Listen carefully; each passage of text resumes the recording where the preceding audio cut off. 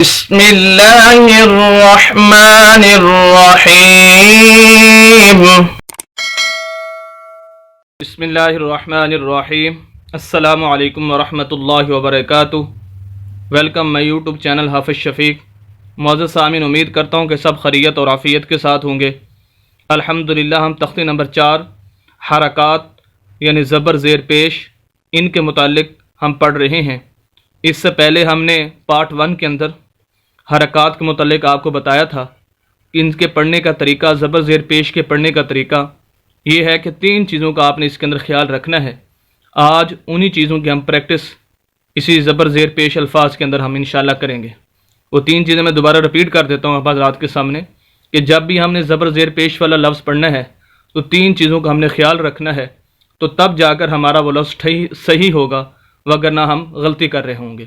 ان میں سے نمبر 1 چیز یہ ہے کہ جب بھی ہم زبر زیر پیش والے لفظ کو پڑھیں گے، ایک تو ہم نے اس کو جھٹکا دے کے نہیں پڑھنا، جیسے کہ ابھی ہم پریکٹس کریں گے، آپ کو انشاءاللہ بتاؤں گا۔ نمبر 2، جب بھی زبر زیر پیش والا لفظ ہم کوئی پڑھیں گے تو اس کو ہم نے مجہول نہیں پڑھنا، جیسے کہ ابھی ہم پڑھیں گے تو آپ کو بتائیں گے۔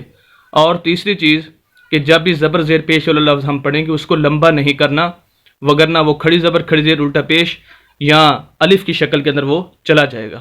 تو ان 3 چیزوں کو، 3 باتوں کو آپ نے مد نظر رکھ کر آج کے جو ہمارا یہ پارٹ 2 تختی نمبر 4 کا پڑھنے لگے ہیں، دوسرا سبق پڑھنے لگے ہیں، اس کے اندر انہیں 3 چیزوں کی ہم نے مشق کرنی ہے کہ زبر زیر والے الفاظ کو ہم نے کس طرح پڑھنا ہے۔ آئیے شروع کرتے ہیں۔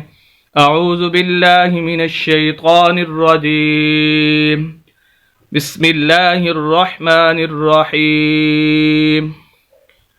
عین زبر ع، عین زیر ع، عین پیش عو، ع عی عو۔ اگر ہم ان 3 چیزوں کو جو میں نے بتائی ہیں ان کو اگر ہم چھوڑ دیں گے تو پھر اس طرح ہوگا کہ مثال کے طور پر پہلی چیز ہے کہ جھٹکا نہیں دینا۔ اگر کوئی زبر والے لفظ کو یا زیر والے لفظ کو یا پیش والے لفظ کو جھٹکا دے کے پڑھتا ہے آ عی عو، تو یہ غلط ہوگا۔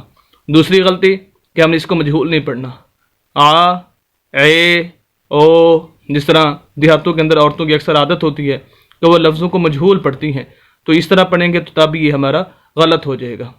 مثال کے طور پر قرآن کے اندر ایاک نعبد و ایاک نستعین، آپ کوئی اگر اس کو پڑھے ایاک نعبد و ایاک نستعین، عین پڑھ دے اس کو، تو یہ غلط ہو جائے گا۔ عی، یہ عین زیر عی، عین پیش عو۔ اور تیسری چیز تھی کہ ہم اس کو لمبا نہیں کرنا۔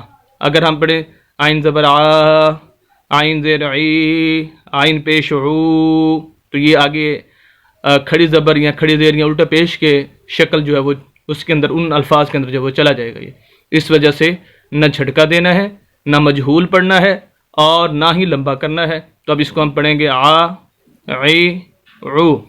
دوسرا لفظ ہے ح زبر ح، ح زیر حی، ح پیش حو، ح حی حو۔ تیسرا لفظ ہے غین زبر غ، غین زیر غی، غین پیش غو، غا غی غو۔ خا زبر خا، خا زیر خی، خا پیش خو، خا خی خو۔ قاف زبر قا، قاف زیر قی، قاف پیش قو، قا قی قو۔ یہ کاف باریک ہے اور یہ موٹا ہے، اس کو ہم باریک پڑھیں گے۔ کاف زبر کا، کاف زیر کی، کاف پیش کو، کا کی کو۔ تو اسی طرح آپ نے تمام الفاظ کی خود پریکٹس کرنی ہے۔ اس کا بہترین طریقہ یہ ہے پریکٹس کرنے کا کہ آپ سب سے پہلی تختی الف با تا والی جو حروف مفردات ہیں، سب سے پہلی تختی اس کو کھول لیں گے، اور ان سب کے اوپر آپ پہلے لفظ جو ہے الف ہے اس کو ہم حمزہ پڑھیں گے، حمزہ زبر آ، کیونکہ جب الف خالی ہوتا ہے تو اس کو الف کہا جاتا ہے عربی کے اندر، اور جب اس کے اوپر حرکت کوئی آ جائے، زبر زیر پیش، کھڑی زبر کھڑی زیر الٹا پیش، 2 زبر 2 زیر 2 پیش، تو پھر وہ الف نہیں کہلاتا عربی کے اندر بلکہ اس کو حمزہ پڑھا جاتا ہے۔ تو اسی طرح با تا سا سب لفظوں کے اوپر آپ با زبر با، با زیر بی، با پیش بو، با بی بو، تا زبر تا، تا زیر تی، تا پیش تو، تا تی تو۔